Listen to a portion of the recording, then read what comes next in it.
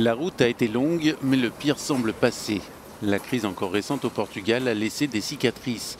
Un exemple parmi d'autres, 62% des infrastructures ferroviaires du pays sont en mauvaise condition ou nécessitent une attention particulière, d'après le dernier rapport de l'organisme qui gère leur entretien. Les autorités assurent, elles, que toutes les conditions de sécurité sont réunies. Les données économiques montrent que le Portugal s'est rétabli. Des nouvelles positives, mais qu'en pensent les Portugais? La crise économique est-elle terminée? J'aimerais, mais je ne pense pas. Quand nous avions les Scudo, nous vivions mieux. Depuis l'arrivée de l'euro, nous ne voyons rien venir. Tout est de plus en plus cher. C'était une erreur.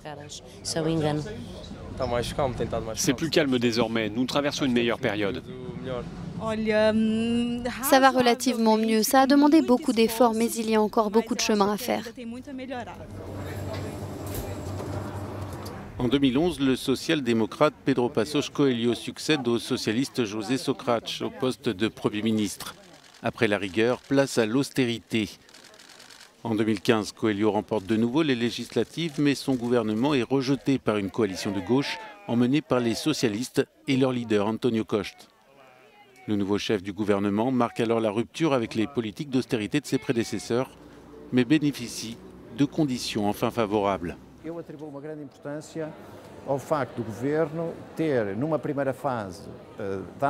J'accorde une importance particulière au fait que le gouvernement a d'abord suggéré qu'il combattrait le traité budgétaire.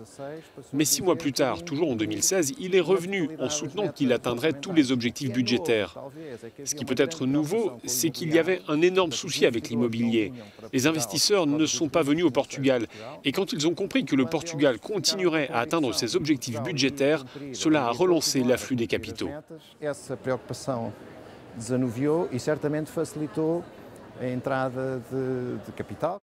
Stimulé principalement par le tourisme, les exportations et l'investissement immobilier, le pays a renoué avec la croissance avec un pic en 2017.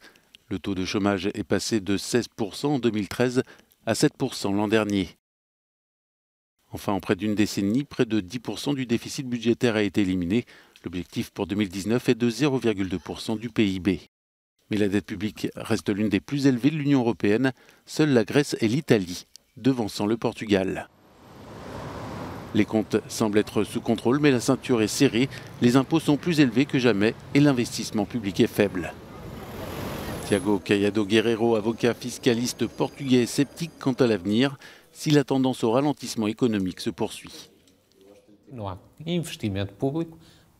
Il n'y a pas d'investissement public, lui qui sert principalement à stimuler l'économie, ni d'investissement dans d'autres domaines.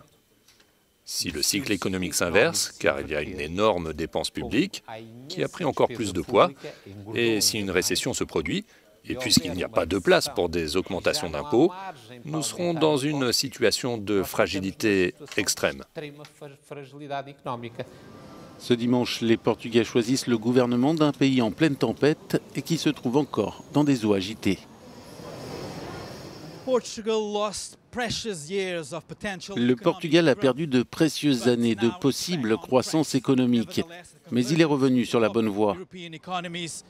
Avec une nouvelle crise économique à l'horizon, la question est de savoir si le pays est aujourd'hui prêt à en subir les conséquences. Michel Santos, Euronews, Lisbonne.